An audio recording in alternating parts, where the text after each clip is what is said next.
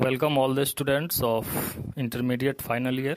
I am Pathak sir, and I am going to explain a very short and important poem of your English literature book named An Epitaph.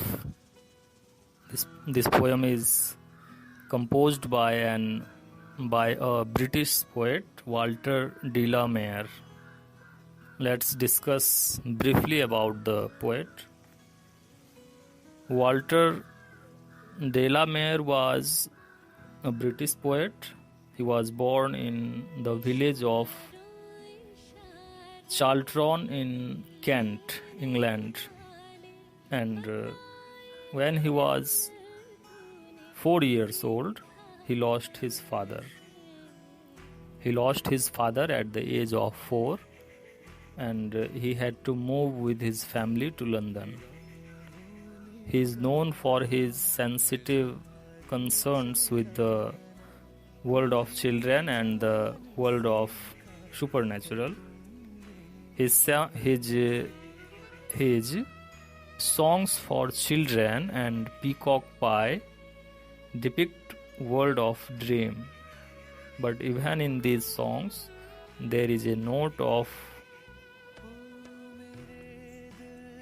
melancholy.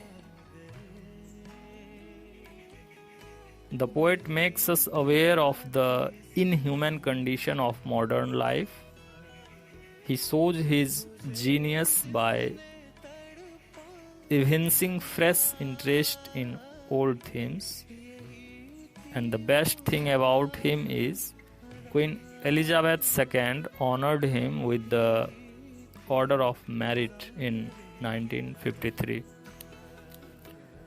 Intermediate final year के सारे बच्चों का स्वागत है। मैं पाठक sir आज एक छोटा सा पोएम पढ़ेंगे जिसका नाम है एन एपिटाफ।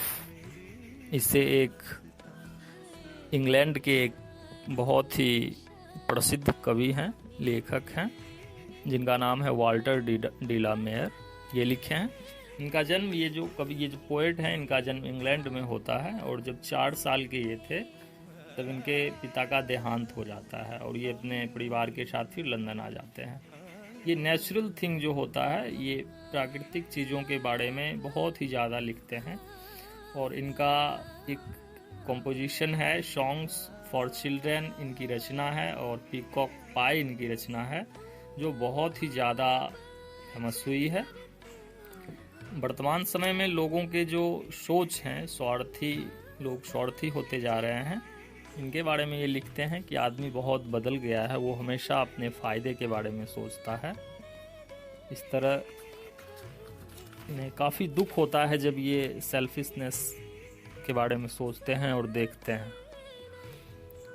एलिजाबेथ सेकंड के द्वारा इन्हें 1953 ईस्वी में ऑर्डर ऑफ मेरिट नाम का पुरस्कार भी मिला है।